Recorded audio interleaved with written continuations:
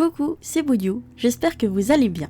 Aujourd'hui, je vous parle du dessin que j'ai fait pour Syl. Syl m'a envoyé une description très complète de Trilby, sa sorcière renfrognée et colérique. En précisant que la guérisseuse adore les animaux et les enfants. Il a aussi ajouté que l'on pouvait dessiner son personnage avec les nôtres. Et il s'avère que j'ai plein de personnages à l'enfance pourris qui auraient eu besoin d'une Trilby dans leur vie. Donc j'ai décidé de la dessiner avec Mitnal, mon personnage le plus malchanceux, celui avec l'enfance la plus catastrophique, celui que j'ai tué récemment.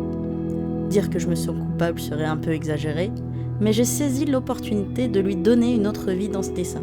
Ce qui voulait dire dessiner deux personnages interagissant ensemble, ce que je n'ai pas fait depuis un bail. J'ai essayé de sortir un croquis de ma tête et ça donnait rien. Ça m'a vraiment frustrée. L'image était claire dans mon imagination, mais sur le papier, ça donnait rien. Jusqu'à ce que je me décide à chercher des références, voir des photos, à débloquer quelque chose dans mon cerveau.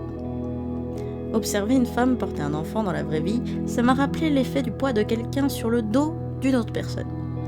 La recherche d'équilibre, la façon dont on tient, pour éviter qu'il tombe, la taille de l'enfant par rapport à sa mère, tout un tas de détails qui étaient flous dans mon incroyable tête. Je ne le dirai jamais assez, utilisez des références. C'est incroyable à quel point ça fait la différence.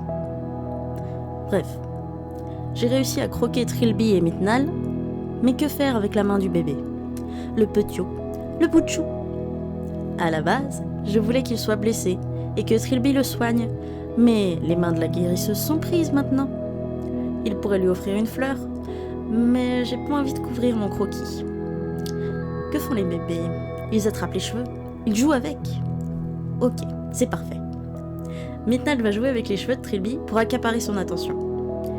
Il ne reste plus qu'à mettre le croquis au propre, faire l'ancrage en essayant d'être tout fin, la couleur en restant tout doux, assurant une cohérence de l'image en utilisant les mêmes tons sur les deux personnages. Tout un tas de petites réflexions pour créer une illustration toute simple que j'aime beaucoup. J'espère que Syl l'aimera aussi et que vous avez apprécié la vidéo. Si c'est le cas, mettez un petit pouce et dites-moi si vous préférez ce style de montage en commentaire.